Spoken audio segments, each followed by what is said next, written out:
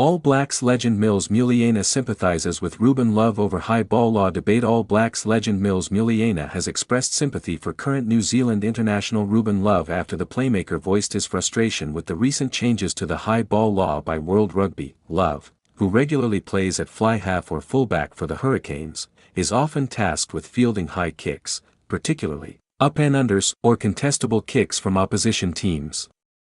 However, the removal of the escort law, which previously prevented players from obstructing the receiving player in the backfield, has made it significantly more difficult for players like Love to safely manage these tactical bombs. The change has sparked debate among players, coaches, and rugby commentators, with opinions divided over whether the amendment improves attacking play or unfairly penalizes the receiving side. Ruben Love struggles after returning from injury. Love recently returned from an injury hiatus at the start of the Super Rugby Pacific season and immediately faced the challenges posed by the new high ball law.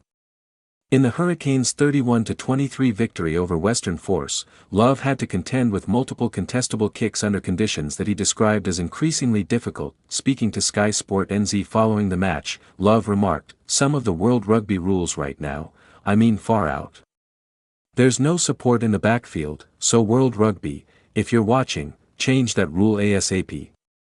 His comments reflect the pressure and isolation felt by backfield players when trying to handle the modern kicking game without the protective structures that the previous escort law provided. Muliaina, a former fullback and 2011 Rugby World Cup winner with New Zealand, acknowledged that Love had a valid point, although he stopped short of calling for a definitive law change. "I think he's got a valid point to some degree. It's a pretty lonely place if you don't quite get it right.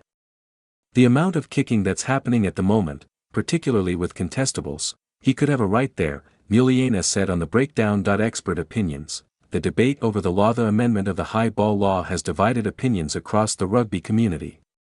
Some former players argue that it creates unnecessary risk for the player fielding the kick, while others see it as a catalyst for more attacking, open-style rugby. Former All Black back rower Steven Bates highlighted the positive impact the law can have on game flow, particularly when the kicking team wins the contest. "The only thing I would say about this is what I do like, and I've never been back there, so I don't really care that much, is when they don't get those contestables right and the team that kicks it wins the ball back. That's when we see an open style of rugby played," Bates explained. "As soon as they win one of those back, they move the ball to the edge, and then we start seeing some free-flowing rugby."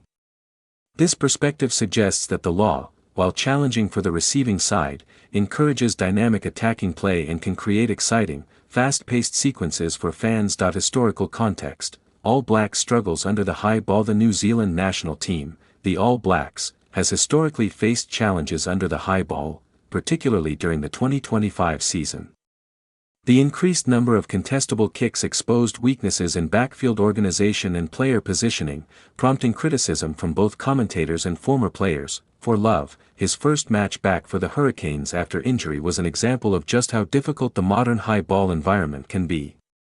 His role required constant attention and coordination, and the lack of support due to the rule change magnified the pressure. The role of the kicking game in modern rugby. Despite the challenges, the modern emphasis on contestable kicks has been praised for enhancing the attacking dimension of rugby. The up and under, or bomb, has become a staple in the tactical arsenal of many top-tier teams, offering opportunities to regain possession and launch counterattacks. Bates and Muliaina noted that while fielding high balls is a high-pressure role, the law encourages teams to innovate and incorporate aerial strategies into their attacking game.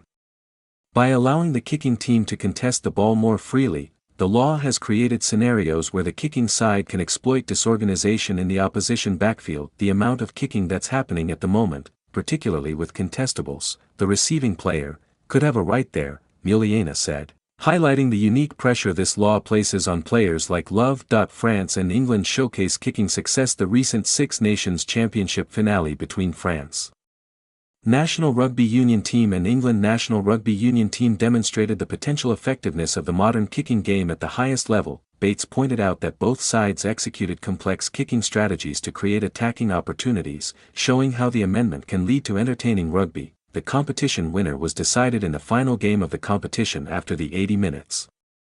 "What a competition," he said. "It was a great game of rugby.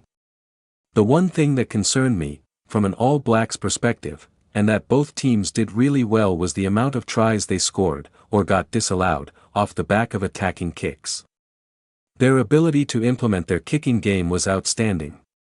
This match illustrated that when the kicking team executes properly, they can turn high ball situations into scoring opportunities, creating excitement for fans and a strategic challenge for the defending side. Balancing risk and reward. The current debate around the high ball law is ultimately a balance between player safety and the spectacle of the game. Critics argue that removing support in the backfield increases the risk of collisions and injury, while supporters claim it opens up attacking opportunities and rewards tactical ingenuity. For players like Love, the law requires exceptional positioning, timing, and decision-making. It also demands a higher level of trust and communication within the defensive backfield, as players must adapt to increasingly unpredictable kicking strategies from opponents. Looking ahead, implications for the All Blacks. For the All Blacks, managing the high ball remains a priority. With international competitions such as the Rugby Championship and Rugby World Cup approaching, backfield organization and skill under the high ball will be critical in maintaining competitive advantage. Coaches may need to focus on improved positioning and communication in the backfield, specialized drills for catching and countering contestable kicks, strategic use of the kicking game to exploit opposition weaknesses. Muliaina and Bates' comments suggest that while the law is challenging, it also presents opportunities for teams to innovate and play fast. Attacking rugby. Conclusion. The debate over the high ball law is likely to continue, with strong arguments on both sides.